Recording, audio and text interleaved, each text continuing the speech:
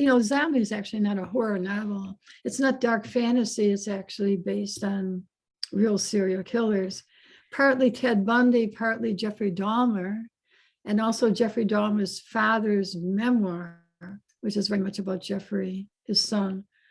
So Zombie is actually it's not like a Gothic novel. It's not like Bellfleur or The Accursed, which have vampires or werewolves or creatures in it.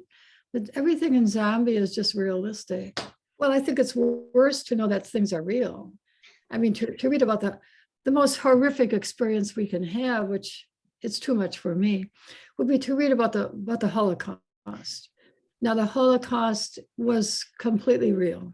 There's no fantasy and there's no Gothic horror, no vampires. It's actually just daily horrific reality of unspeakable sorrow and tragedy. Just, that's really what horror is.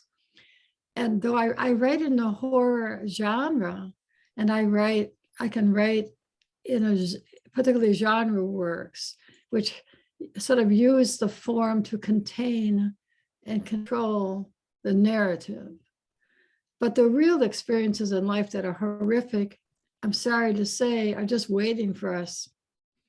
I mean, they're going to be like the intensive care unit of the hospital, and that's the horror, but that's not art, that's life. So that's something different. But when you turn to life, you spend a lot of time making a structure for it and making a voice. So with Zombie, I wanted a particular voice. And the voice of Quentin P. is my own particular voice that I created. It's not the voice of Ted Bundy or Jeffrey Dahmer.